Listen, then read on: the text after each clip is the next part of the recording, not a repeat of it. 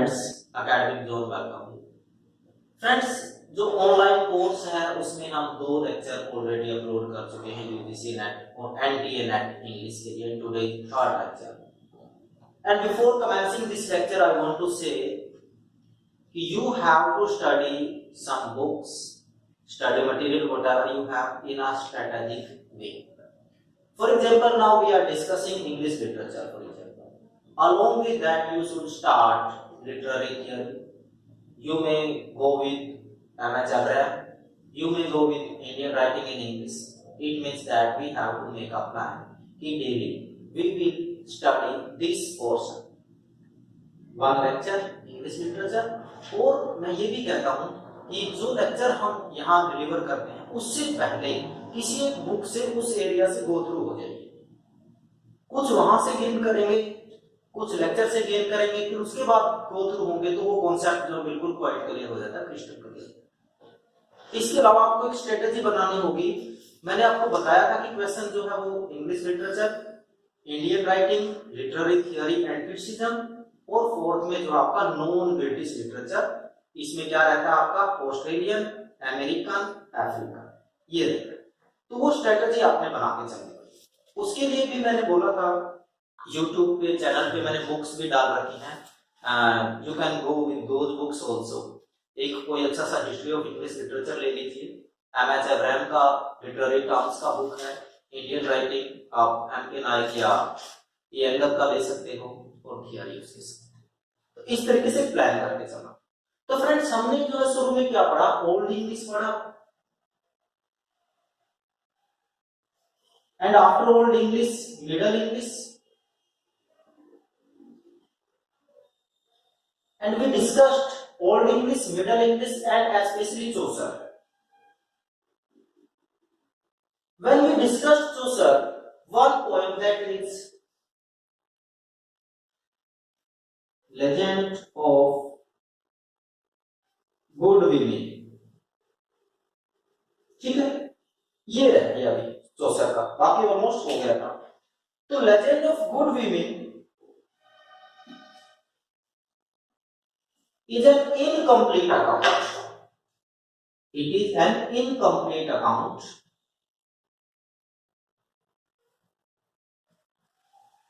of good women. It is also written in dream convention, May morning, garden, falling asleep, then dream में होता वो सारा का सारा रहेगा, you know very well. Dream convention English. अब good women ये क्वेश्चन आ जाता कि कौन कौन से उसमें शामिल है। इसमें मीडिया, फिलोमेला, ल्यूक्रिस, ठीक है ना, ये सब और कई सारी और हैं। तो मेजर जो है यही है, तो इनके नाम आपने जो है लिख देने, ये लोगों का है। अब देखना हमने कि what is the background of this poem. होता क्या है, द पोएट फॉल्स asleep, ठीक है। अब जो है there is god of love,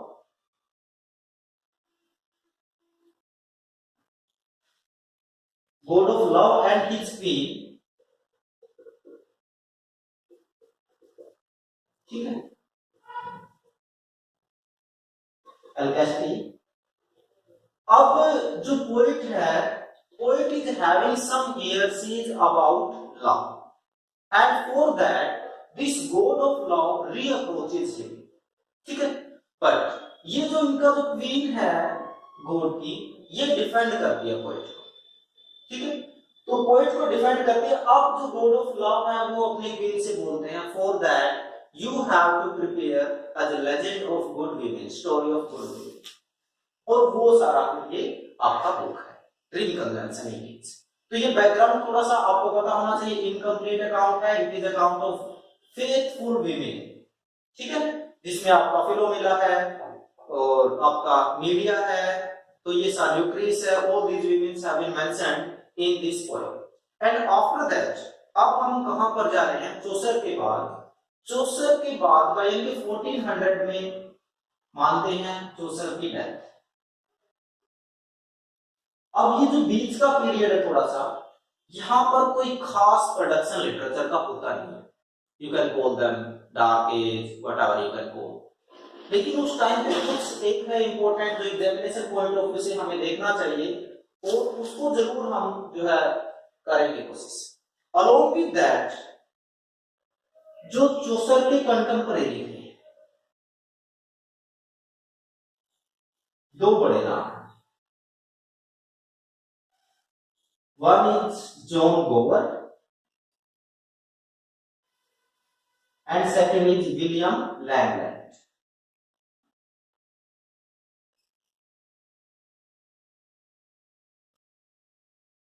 इन दो का हमें जरूर पता। First is John Gower. John Gower को चौसर बोलते हैं आर मोरल गोवर।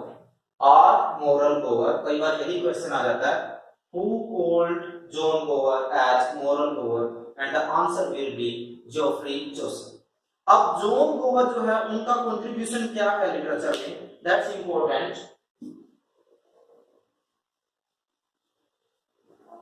जॉन गोवर रोट इन 3 लैंग्वेजेस। वो कौन कौन सी हैं? French, Latin and English.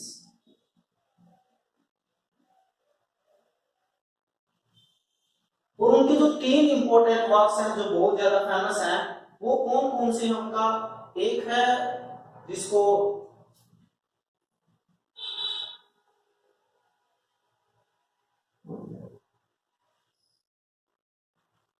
और इसका जो फ्रेंच टाइटल है, फ्रेंच टाइटल इसका रहेगा आपका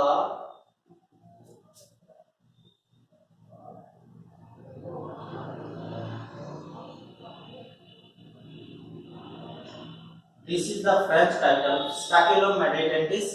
देखिए यहां से जो गोवर से क्वेश्चन आता है वो पूछेगा, ये पोएम्स दे देगा और पूछेगा इनमें से फ्रेंच में कौन सा है, which poem is written in Latin, which poem is written in English, ये क्वेश्चन रहता है, ये आपने ध्यान रखना। The first one is Speculum Meditentis or Mirror de Poem. It is written in French. This work is by John Gower, written in French. And second one is that is Vox Clementis.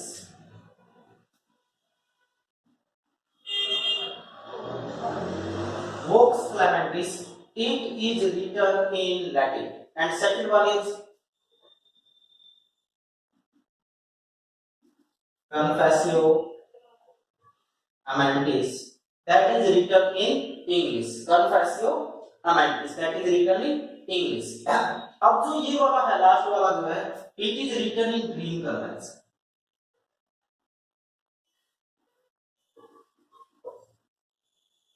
It is written in Dream Convention. तो ये Dream Convention में लिखा गया है, that is very important. We are to find out which work is written in which language, that is very important. Such kind of questions we find so many times in UGC NET English.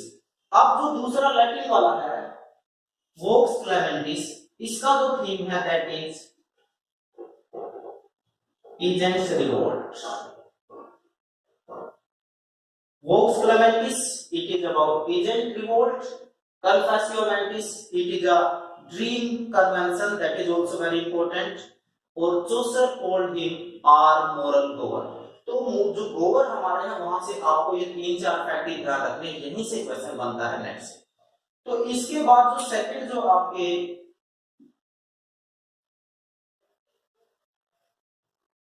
Contemporary हैं वो कौन है? Langland, William Langland. दूसरे वाले कौन है? William Langland. और William Langland की बात करें तो उनका जो वर्क है वो है पियर्स फ्लोमैन। देखिए इसका जो ऑथरशिप है कभी कभी अनसर्टेन मानते हैं, but still it is attributed to William Langland. Piers Plowman ये किसको जाता है? ये विलियम लैंगलैंड को जाता है। अब इसमें क्या है? इसमें देखिए ये भी एक ड्रीम कन्वेंशन है। पोएट जो है falls asleep and then he saw so many peasants are there, plowmen are there, all these people are there. और जो है एक साथ में जो इसमें इंपॉर्टेंट चीज है, group of mice and rats. और जो ये रैट्स हैं they are planning there is a cat to bell the cat. और जैसे बट प्रॉब्लम उनके पास क्या है, जैसे कि एक प्रॉब्लम भी बन गया, who will bell the cat. ये जो चीज है ये हमें कहां मिलती है, that is found in Piers Plowman a dream convention. It is the poem is written in dream convention written by William Langland. William Langland was the contemporary of Geoffrey Chaucer. तो ये जो है आपने यहाँ से चीज ध्यान रखनी। इसके बाद जो इंपॉर्टेंट है, जो यहाँ से क्वेश्चन बन सकता है, it is written in passage. अब ये एक नई चीज है। वैसे ये क्या है कि आप कह सकते हो स्टैंजा, आप कह सकते हो, या पार्ट कह सकते हो, पार्ट्स। एंड दीज पार्ट्स उनको क्या मेंशन किया है लैंगलैंड ने, that is passage. It is written in passage dream convention, okay, where pigeons, flowmen are there, one group of mice and rats, or rats they are planning to bell the cat, but the question is who will bell the cat। तो वो सारी चीजें, और फिर बीच से ही फिर जो है पॉइंट को वो आंखें खुल जाती हैं, और वो चीज जो है जैसे कि अब्रप्टली पॉइंट एंड्स, जैसा कि हर किसी ड्रीम कन्वेंशन पोएम में है। अब इसके बाद हमारा जो कॉन्सेप्ट शुरू होता है, तो चौसर का टाइम हो गया है। अब चौसर के बाद मैंने बोला कि पोज आता है। Pause it doesn't mean that कि no work was written over during that time, nothing happened, no, but कोई माइलस्टोन नहीं हुआ, कोई बड़ा वर्क नहीं हुआ। जैसे चौसर, लैंगलैंड और जो है गोवर रहे, तो इस टाइप का कोई जो है बड़ा कद नहीं हुआ है। अब इसके बाद जो है कुछ और पोएम्स हैं इस बीच वाले पीरियड में जो सबसे ज्यादा इंपॉर्टेंट है, that is the flower and the leaf.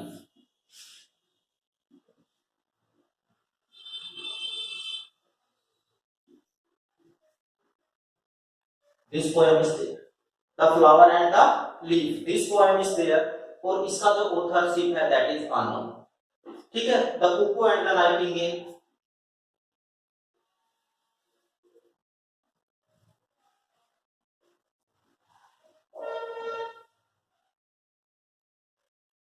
The cuckoo and the nightingale. ये वाला जो है ये है। इसके बाद जो है The Assembly of Ladies.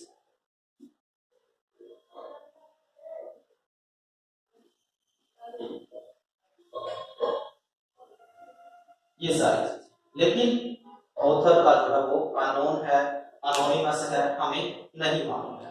अब इसके बाद दो जो हैं नाम जिनको लिया जा सकता है यहाँ पर, वो हैं आपके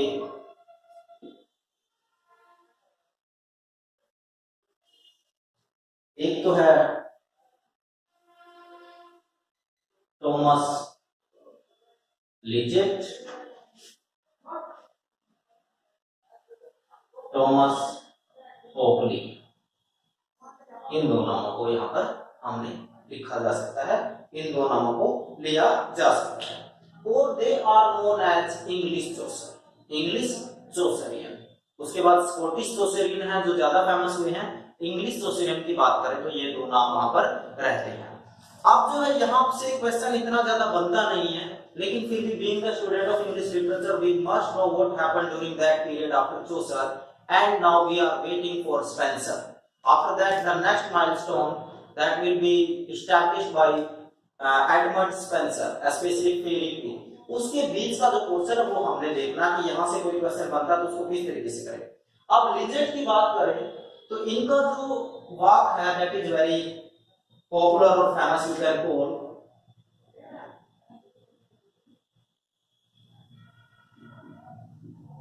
The Fall of Princes. This work, this is noteworthy. इसको जो हम मेंशन कर सकते हैं, इट इज अ ट्रेजेडी। और जब शेक्सपियर लिखते हैं, शेक्सपियर अपना बुक लिखते हैं रिचर्ड थर्ड जो ट्रेजेडी है, that is influenced by this work the fall of princes by Thomas Lydgate. ये इंपॉर्टेंट है। इसके बाद द कोर्ट ऑफ सेपियंस,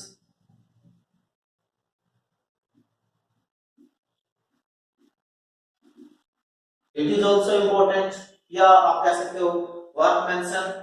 और इसका जो है ऑथर जो है ये अनोनिमस है, या सम टाइम इसको स्टीफन हो, इसके क्रेडिट में भी इसको देते हैं, इसके अकाउंट में डालते हैं। और but it is still uncertain कि who the real author of this book was. तो पहले वाला थॉमस लिजिट, दूसरे वाला स्टीफन पोज को कभी कभी जो है हम इसको एट्रीब्यूट करते हैं। और इसके बाद जो है कुछ इंपॉर्टेंट इंसिडेंट्स एंड इवेंट्स। उस टाइम पे क्या होता है, अभी हम किसमें हैं, 15th सेंचुरी में। एक तो जो सबसे बड़ा है that is printing press. Printing press was introduced bye Gutenberg in Germany, लेकिन इंग्लैंड में उसको लाने का जो क्रेडिट जाता है दैट इज कैक्सटर। ये क्वेश्चन बहुत बार बनता है इन 1476। ये क्वेश्चन नेट में बहुत बार आया है। Who introduced printing press in England, that is Caxton, William Caxton. और दूसरा जो है ईयर पूछ लेता दैट इज 1476। और जो पहला बुक पब्लिश हुआ that is history of Troy.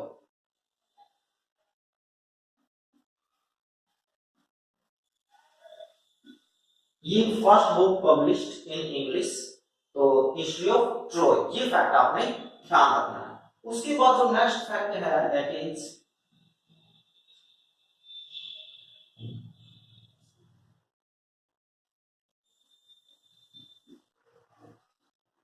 War of roses, that is equally important.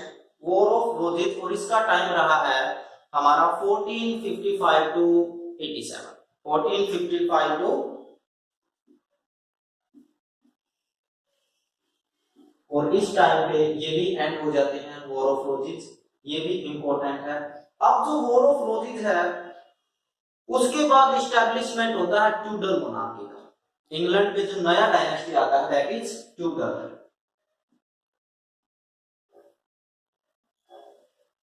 Monarchy established, ठीक है। That is also a major event of that time. अब ये जो होता है that is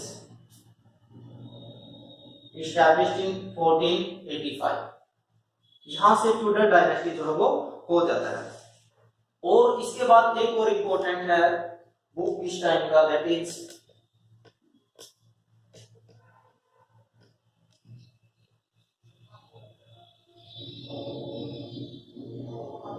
pastime of pleasure। pastime of pleasure, pastime of pleasure is very important।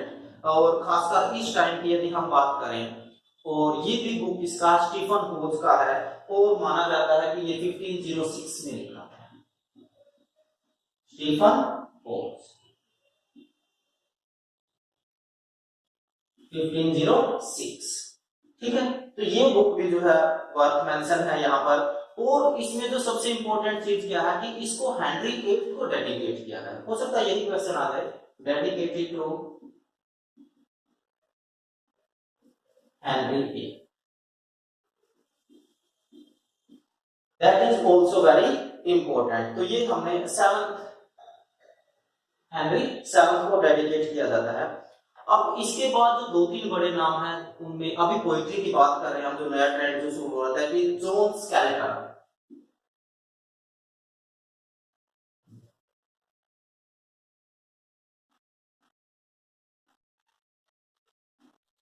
John skeleton, और उनको बोला जाता है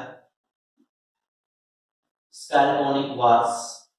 उसके बाद ये टर्म भी जो है ये देखे जाते हैं इंग्लिश लिटरेचर में स्केलेटोनिक वर्स। अब जो स्केलेटोनिक वर्स है ये क्या है, 2 बीट का वर्स रहता है, और इसको बोलते हैं 2 बीट लाइन वर्स। पता होना चाहिए कि जो स्केलेटोनिक वर्स है वो क्या है। तो इसके जो है इंपॉर्टेंट बुक क्या है वो हमने देखना है।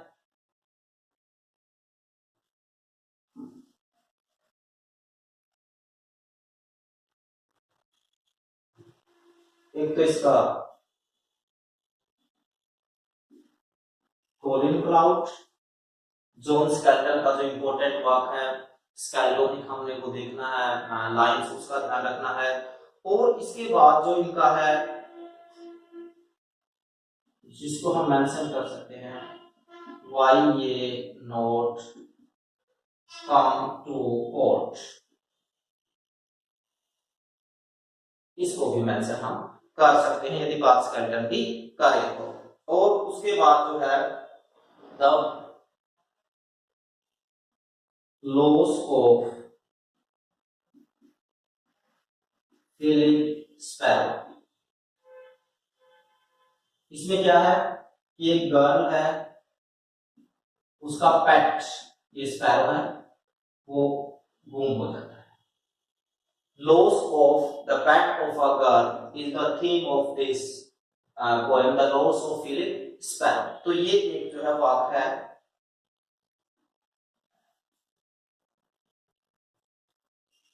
हम जो है ये बीच का पढ़ के हम इस साइड जा रहे हैं, हम रेनेसां की तरफ जा रहे हैं। ये बीच वाला पोर्शन, इसमें से ज्यादा क्वेश्चन आते नहीं है, लेकिन फिर भी इंग्लिश लिटरेचर के स्टूडेंट होने के नाते we must know about these things.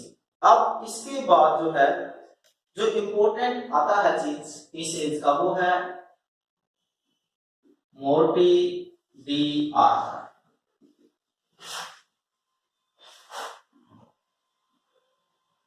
Thomas Malory, इनका लिखा हुआ है, पब्लिश्ड इन 1485। ये वो बुक है जिसमें से क्वेश्चन आता है। इस बुक को स्टडी, मतलब बुक को स्टडी करने का मतलब क्या है, मैं ये मेंशन करूंगा the work that is important, at least you should go through the summary of that book. You can go through the summary from Spark Notes, Cliff Notes, Shom। ये these three options are there on internet। आप Spark Notes से summary पढ़ सकते हो, Cliff Notes से पढ़ सकते हो, और ये ऑप्शन जो है उनसे पढ़ सकते हो। लेकिन एक बात देख लेना चाहिए, ये है क्या। अब देखिए ये क्या है,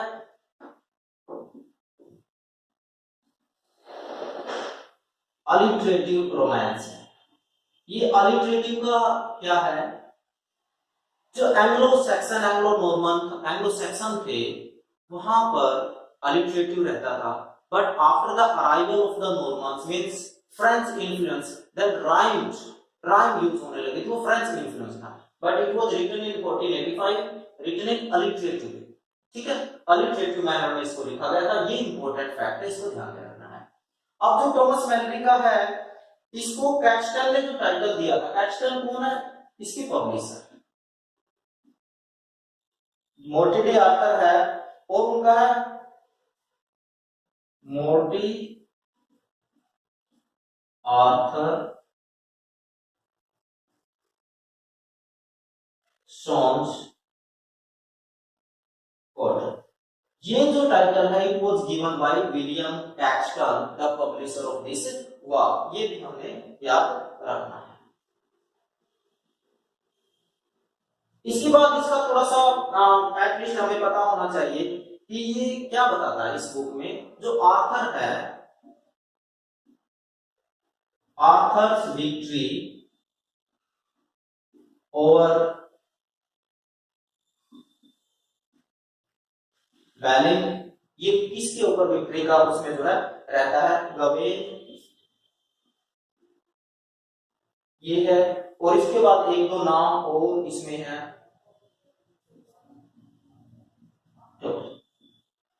इनके ऊपर ये विक्ट्री का जो है वो स्टोरी थीम इसका रहता है। Arthur stories, Arthur romance, they were very popular, you know, Holy Grail, और वो जो है हमारा नाइट्स ऑफ द टेबल, मैंने बताया था 150 जो है नाइट्स उसके ऊपर बैठ सकते थे, जब हमने बात की थी सारा। तो ये सारी चीजें इसके अंदर हैं। तो हमें जो मोटे मोटे तौर पे क्या याद रखना है, मैंने was published 1485, written in alliterative manner, written by क्या नाम है इनका, थॉमस मैलरी। ठीक है, आर्थर का स्टोरी है victory over these nights.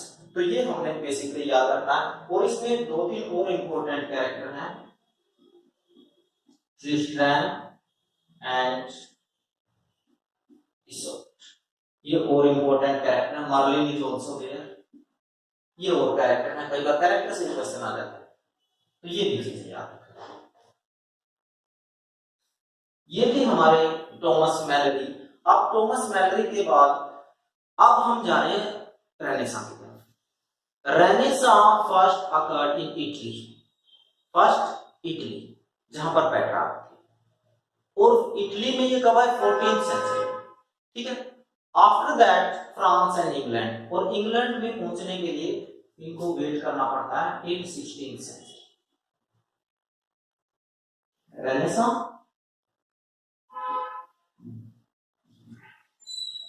Italy, ठीक है।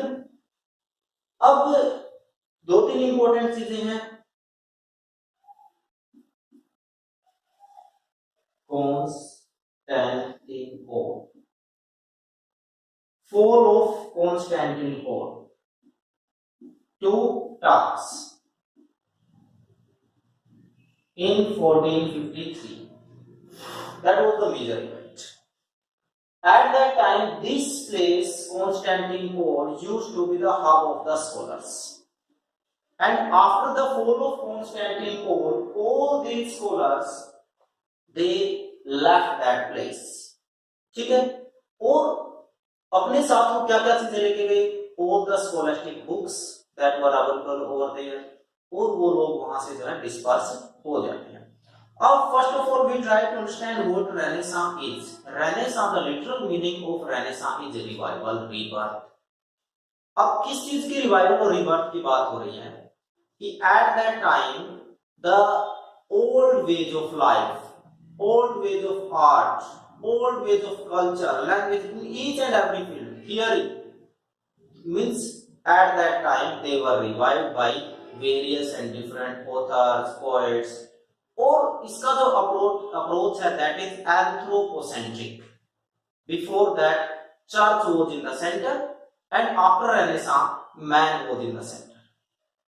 जितने भी लोग हुए, चाहे वो पेट्रार्क हो, चाहे वो मोंटेन हो, स्पेंसर हो, शेक्सपियर हो, सबका अपना एक फील्ड रहा है, ठीक है।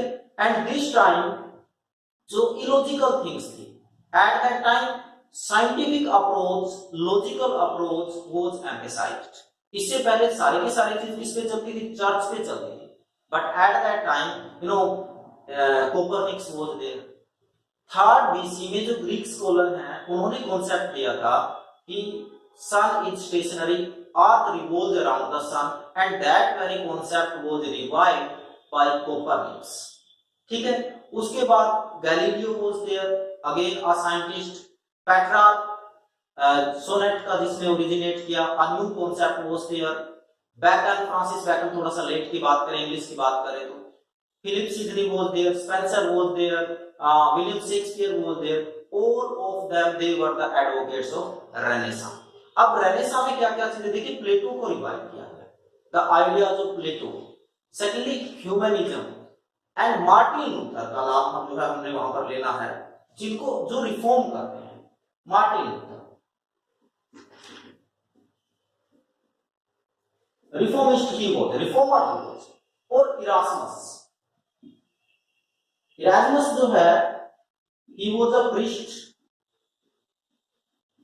और इनके बीच जो है मार्टिन लूथर से वो एग्री नहीं करते थे, इरास्मस मार्टिन लूथर से एग्री नहीं करते थे। देखिए रेनेसां के ऊपर यदि हम बोलें तो you know anyone can deliver a lecture on Renaissance if that person knows about Renaissance for 1 hour 2 hours, but we cannot take as much time if we are preparing for UGC NET, because we are here studying the literature from examination point of view।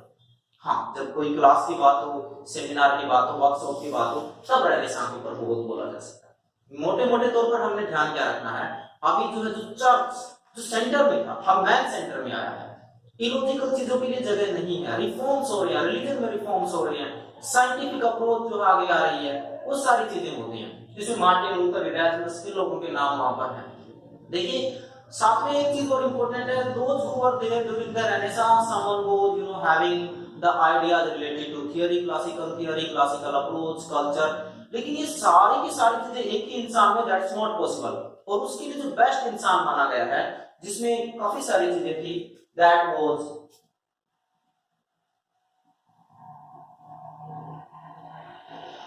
ये कौन है, the founder originator of एसे, एक नई term लेके आए, that is essay mountain. ये इंसान he was a true advocate of renaissance. और इंग्लिश में ऐसे वो क्रेडिट किसको जाता है? Francis bacon. तो ये रेनेसां, तो रेनेसां को हम जो है मोटा मोटे तौर पे थोड़ा सा ही देखेंगे। तो ये रेनेसां का आपका, और अभी जो है कुछ डिस्कवरी साइंस में होती है, चाहे वो कोपरनिकस का रहा हो, गैलीलियो की बात रही हो, आगे चलकर जिसमें क्या नाम उनका है, ओरिजिन ऑफ स्पीसीज जो लिखते हैं 19th सेंचुरी में जाकर, वहां तक हमको देखने को मिलता है। तो ये सारी चीजें हैं। अब इसके साथ साथ जो इंपॉर्टेंट चीज है यहाँ पर, हेनरी VIII जो है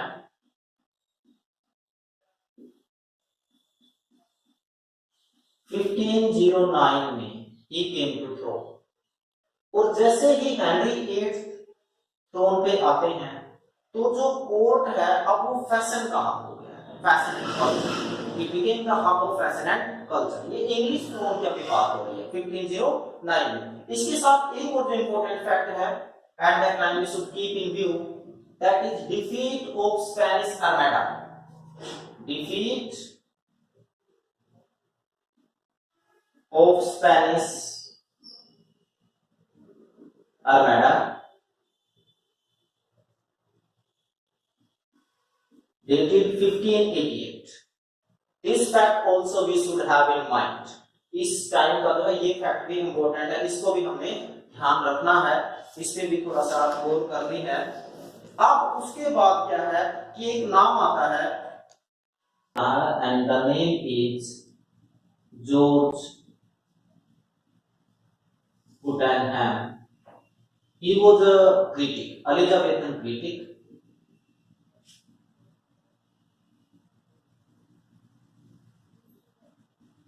In his book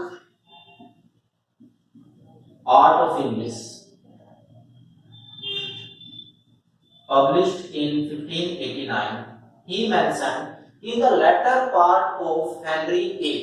Henry VIII जो 1509 में थ्रोन पे आते हैं, उनकी रीजन का एम्पायर का जो लास्ट फेज है उसमें some new points appear, poets appear. कौन कहता है? ये कहता है। किसको मेंशन वो कर रहा है? he was mentioning two poets, Watt and Surrey, आर्लोफ सरी एंड थॉमस वेट। अब इनसे पहले एक चीज का ध्यान रखना है कि ये कौन थे? who introduced sonnet and black verse in English। तो इससे पहले हम थोड़ा सा सोनेट की बात करेंगे।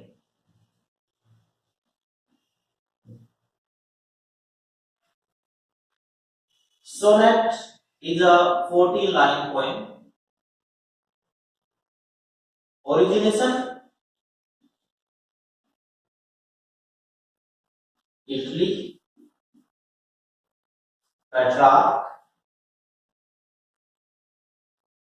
पेट्रार्क ने लियोरा को, बिलविड शुगर लियोरा को जो है पोएम्स अपनी लिखी। और उनका जो लिखने का जो तरीका था, 2 पार्ट्स, 4, आप ये मान के चलिए, एंड 2 ट्रेसेट, मतलब 4 + 4 2 quadrants 8 line, and tracet means a stanza consisting 3 lines, 2 tracets, 3 + 3 is equal to 6, total 14। That was the style of Petrarchan sonnet। इस चीज का हमें पता होना चाहिए। अब इसके बाद जो है हमारे विक्टर सरे के ऊपर। अब देखिए इसमें और इंपॉर्टेंट चीज क्या है, sonnet was introduced by Wyatt in English. Sonnet, English sonnet आप लिखिए,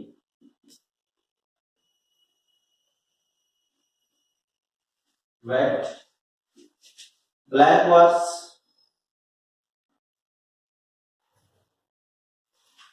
आर्लोफ सर। अब इन दोनों की जो सोनेट्स हैं, दे अपीयर्ड इन टोटल्स मिससेलेनी इन 1557। अब ये टोटल कौन थे? He was a publisher who published both of these poets sonnets in 1557 and by 1557 both the poets had died। दोनों के डेथ के बाद ये जो है अपीयर हो गया। And in it Surrey contributed 36 poems और इसके बाद 4 more poems added by Shelley। शुरू में 36 so poems not poems and 4 later। ठीक है, तो ये इंपॉर्टेंट चीज हमें ध्यान रखनी है।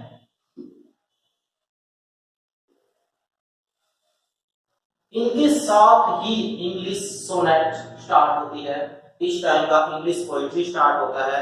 और जो है हमने ध्यान रखना है, जो सरे हैं, आर्ल ऑफ सरे हैं, इन्होंने वर्जिल्स एनेट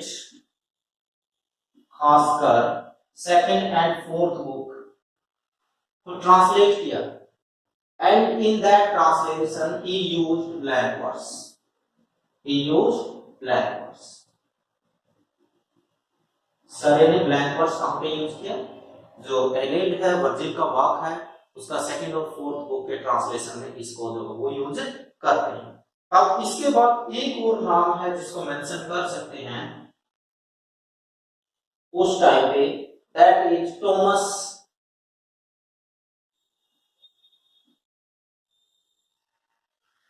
चर्चियार्ड। थॉमस चर्चियार्ड एक और नाम है जिसको हम मेंशन कर सकते हैं। अब इसमें जो है इसका जो वाक है that is Churchyard chips, that is written by Thomas Churchyard. It is workmanship a mirror for magistrates.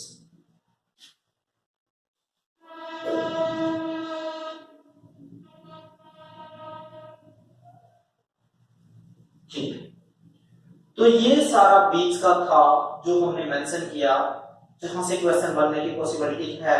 अब इसके बाद हम डायरेक्ट आ रहे हैं जो इंग्लिश के चौसर के बाद जो बड़ा नाम है, that is Edmund Spencer.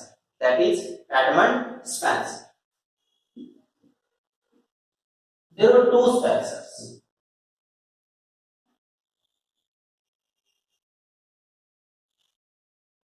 Edmund Spenser ये हमारे पोइट हैं, और दूसरे जो स्पेंसर उनका स्पेलिंग रहता है स्पेंसर, जो कि एक साइंटिस्ट है, साइंस से रिलेटेड है, तो हमने ध्यान रखना है इसमें एस आ रहा, that is Edmund Spencer a poet. अब एडमंड स्पेंसर का जो है लाइफ 1552 1590। अब स्पेंसर की बात करें तो स्पेंसर के बारे में कुछ इंपॉर्टेंट चीजें हैं शुरू में जो हमने देख लेनी चाहिए। इनका जो एजुकेशन रहा वो स्कूलिंग, उसके बाद कैम्ब्रिज वगैरह गए। वो जो मेन एंट्री होती है इनकी, वो होती है इनका जो फर्स्ट जो इंपॉर्टेंट वर्क है, दैट इज क्या बोलते हैं उसको, the shepherd's calendar. The shepherd's calendar and it's a pastoral एग्लोब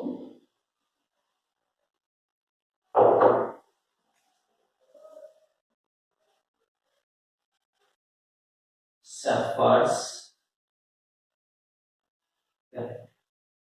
अब जो शेफर्ड्स कैलेंडर है ये first work written by Edmund Spenser and it published in 1579।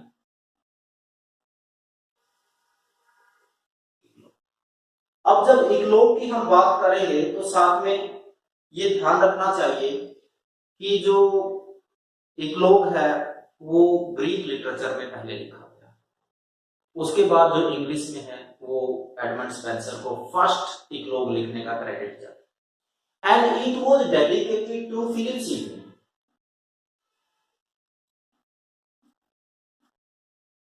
Philip Sidney a great poet sonneteer, he was the contemporary of क्या बोलते हैं इसको, Spencer.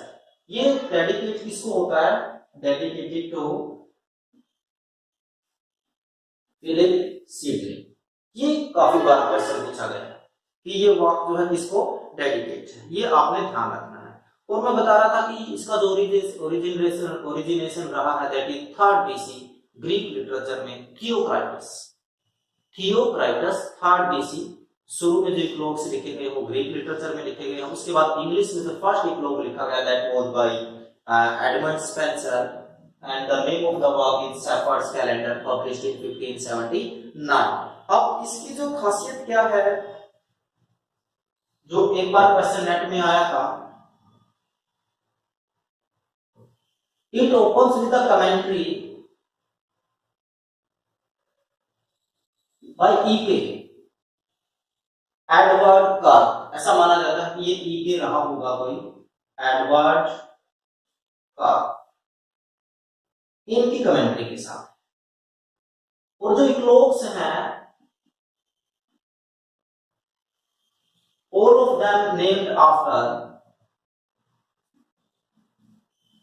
the months Jan, Feb, March, April, इस तरीके से वो मंथ्स के ऊपर नेम है और हर मंथ में एक जो नाइट है उसके एडवेंचर्स ये रहते हैं, इस चीज का हमें ध्यान रखना है। अब इसमें जो है क्या यूज हुआ है, 6 लाइन स्टैंजा जो जनवरी वाला है उसमें 6 लाइन स्टैंजा इसमें उन्होंने यूज किया है और नेम्ड आफ्टर मंथ्स। बट इसमें जो इंपॉर्टेंट चीज है मंथ्स कितने हैं 12, लेकिन टोटल नंबर ऑफ इक्लोग्स आर 30। ये आपने इंपॉर्टेंट चीज याद, नेम ऑफ द मंथ्स 12 है लेकिन इक्लोग्स कितने हैं 30 हैं। तो इसमें कुछ इंपॉर्टेंट जो इक्लोग्स हैं जिनके बारे में थोड़ा सा बता दूं। ओवरऑल हीरो जो है वो कोलिन क्लाउड रहता है। तो अब कोलिन क्लाउड जो है कौन है, Spenser himself is the Colin Clout. ये बहुत बार क्वेश्चन आता है कि कोलिन क्लाउड, ये आप नोट करें, ये स्पेंसर ही है, ठीक है ना, overall hero of this book Spenser ही है खुद, ये चीज याद रखनी है। और इसमें जो है उनका अनरिक्विजिट लव फॉर रोजालिंड, जो हीरोइन है that is Rosalind.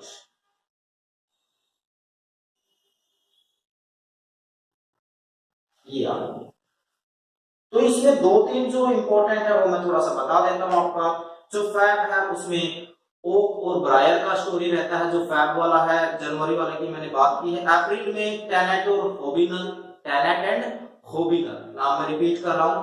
November it is a lamentation on the death of Dido, lamentation on the death of Dido, ये आपने ध्यान रखना है। तो जो है इनकी कुछ फ्रेंड्स की बात करें तो गैब्रियल हार्वे और यंग, ये इनके जो है इंपॉर्टेंट फ्रेंड्स थे। और इनका जो स्कूलिंग है मर्चेंट टेलर से हुआ, बाद में कैम्ब्रिज गए थे, वो मैं चीजें जो है शुरू में भी बता चुका हूं। अब इसके बाद जो है कुछ और इनकी शॉर्ट पॉइंट्स हैं जिसमें द क्लियर ऑफ म्यूजिक वगैरह है, ये सारी चीजें हैं। कोलिन क्लाउड कम होम, ये भी इनका इंपॉर्टेंट वाक है, Colin Clout come home again. लेकिन हमने जो इंपॉर्टेंट चीज इनकी देखनी है जहां से क्वेश्चन आता है वो 2 ही जगह से क्वेश्चन आता है, एक तो एरिक क्वीन से आता है और दूसरा आता है अमरेटी।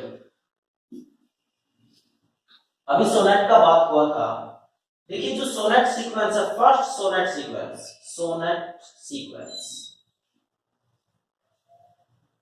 जो फर्स्ट सोनेट सीक्वेंस है that was written by Philip Sidney. और जो इनका sonnet Astrophel Stella that was published in 1591। अब यहां पर जो स्पेंसर का है, क्या स्पेंसर का है दैट इज अमरेट, ये सोनेट सीक्वेंस है। एक तो क्वेश्चन आने की पॉसिबिलिटी जो है वो ज्यादा यहां से है। एक क्वेश्चन उनका ये पूछ लिया जाता है shepherd's calendar first pastoral eclogue it was, ये आ जाता है फर्स्ट पॉइंट किसका था, ये आ जाता है। अब अमरेटी में क्या है, टोटल 89 जो है सोनेट्स आते हैं, total number of sonnets in Amoretti are 89, ये एक इंपॉर्टेंट फैक्ट है। और जो है लव सोनेट्स हैं, ये तो उस टाइम का था ही ट्रेडिशन, और पेट्रार्कन स्टाइल में लिखा गया है, Petrarchan style used by Spenser in Amoretti. Total number of sonnets 89 जो सोनेट्स रखी हैं। और ये बहुत इंपॉर्टेंट है, बहुत बार क्वेश्चन आता है। इनके बाद जो है कुछ और सोनेट सीक्वेंस की यदि साथ में मैं बात करूं, first sonnet sequence was written by Philip Sidney. फिर उसके बाद आपका स्पेंसर है जो है, डालिया है, और उसमें ड्राइटन का नाम आता है, माइकल ड्राइटन का नाम आता है। और उसके बाद फिर हम पहुंचते हैं विलियम शेक्सपियर के ऊपर। ये कुछ अच्छे सोनेटियर रहे हैं उस टाइम के। तो अब इसके बाद जो इनका क्वेश्चन ये बहुत बार आया है, दैट इज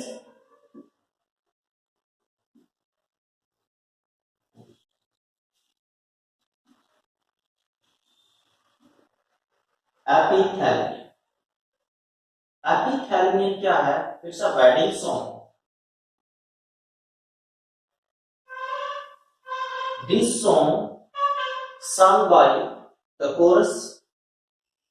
और वो कहां पर गाया जाता है? जो ब्राइड एंड ब्राइडग्रूम है उनके चैम्बर के आगे ये सॉन्ग गाया जाता है।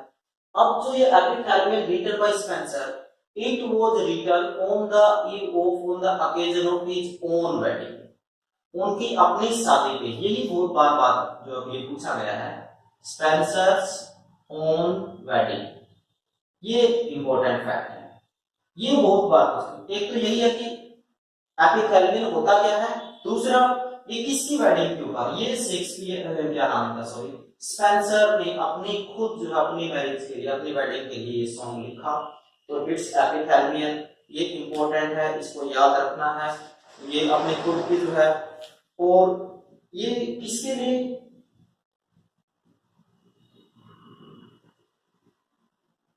Elizabeth boil.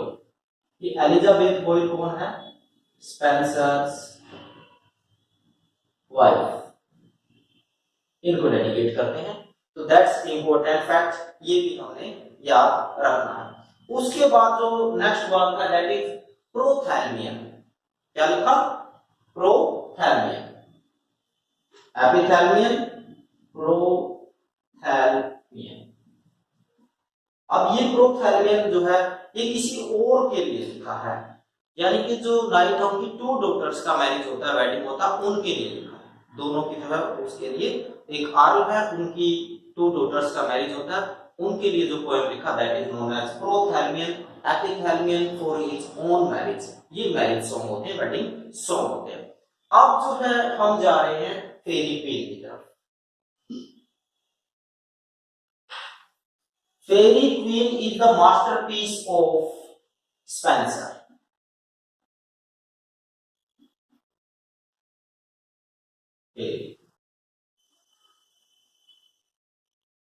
Epic,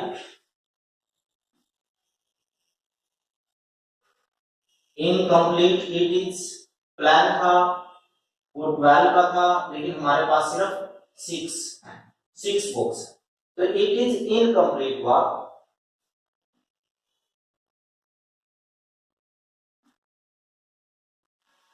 allegorical, it is, बहुत बार क्वेश्चन आता है कि फेरी क्वीन क्या है? It is an allegory. तो टोटल 6 बुक्स आर देयर, और ये भी 2 बार में पब्लिश होती है। 3 बुक्स एक टाइम पे, और जो है 3 बुक्स वो दूसरे टाइम पे पब्लिश होती हैं। पहला जो है वो 1590 में पब्लिश होती है, और दूसरा 1596। जो फर्स्ट 3 बुक्स का सेट है 1590, और जो 4 to 6 बुक का सेट है 1596। 2 बार में पब्लिश होती है। ठीक है, इनकम्प्लीट है, एपिक है, एलिगोरिकल वर्क है। अब देखने वाली बात ये है कि जो इन्फ्लुएंस है ये indebted to Aristotle, Orlando Furioso. ये बहुत बार क्वेश्चन पूछा जाता है।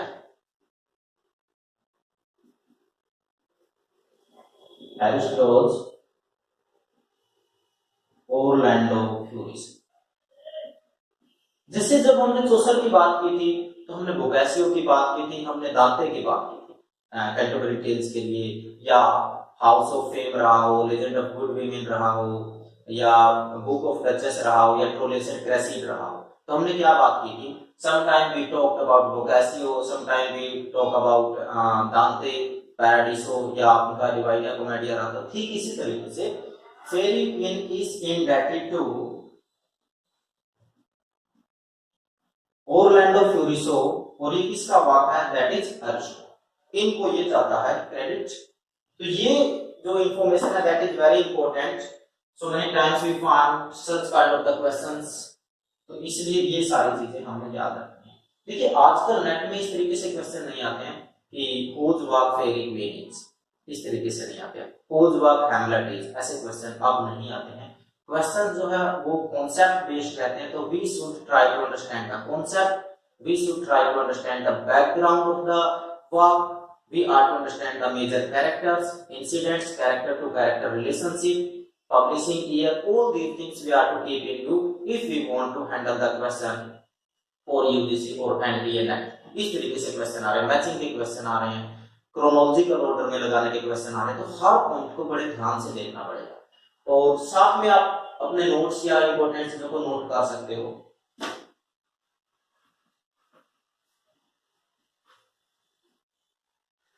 तो फेयरी क्वीन जो है डेडिकेटेड जो है ये इंडेप्टेड टू एरिस्टो। अब इसमें क्वेश्चन दूसरा आता है ओवरऑल हीरो का, जैसे शेफर्ड्स कैलेंडर में कोलिन क्लाउड की बात की, तो यहाँ पर रेड क्रॉस नाइट है, यहाँ पर कौन है, red cross night.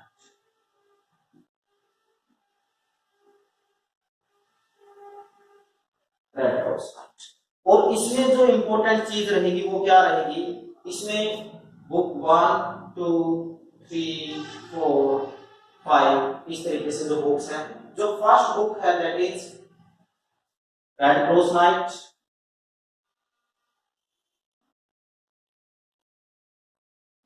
Second book is temperance, और इसमें रहेंगे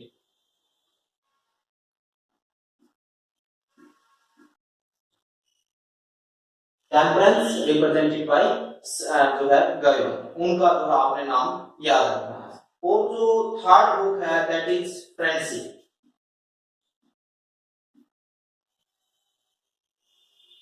और जो फ्रेंडशिप वाला आपका कॉन्सेप्ट रहेगा इसमें।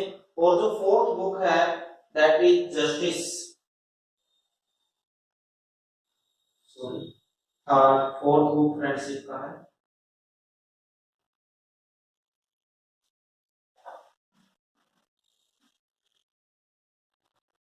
फोर्थ आपका फ्रेंडशिप का है। और आपका जो फिफ्थ जस्टिस,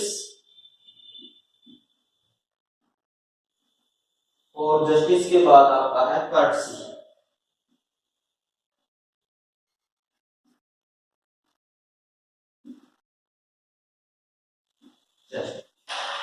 तो ये सारी चीजें यहां से आपने याद रखनी है, यहां से भी क्वेश्चन बनता है।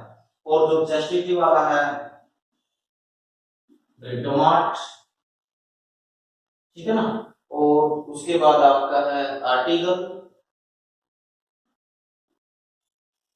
ये भी याद रखने हैं, रेड क्रॉस गयोन ब्रिटोमार्ट आर्टिकल, ये भी आपने याद रखने हैं। यहाँ से भी क्वेश्चन जो है फेयरी क्वीन से कभी कभी पूछा जाता है। तो इसके और जो है अलावा इंपॉर्टेंट कैरेक्टर्स इसके रहेंगे, रेड क्रॉस नाइट है, जो है गयोन है, ऊना है, शुरू वाला जो है उसमें रेड क्रॉस नाइट और ऊना जो उनका लव अफेयर है, और उसमें जो है एरो जो विलन का एंट्री होता है उसका कैरेक्टर रहता है। काफी सारे इसमें कैरेक्टर जो है और भी हैं, लेकिन यही इंपॉर्टेंट कैरेक्टर हैं, तो ये हमने ध्यान रखना है। तो फ्रेंड्स ये थे हमारे फेयरी क्वीन बाय क्या नाम है, एडमंड स्पेंसर। तो हम एडमंड स्पेंसर तक आ गए हैं। एडमंड स्पेंसर के बाद हम जो है फिलिप सिडनी पढ़ेंगे, और फिलिप सिडनी हम पढ़ेंगे नेक्स्ट लेक्चर में। तो फ्रेंड्स इस लेक्चर को आप अच्छे से सुने, देखें, इंपॉर्टेंट चीजों को नोट करें और नेक्स्ट लेक्चर का वेट करें।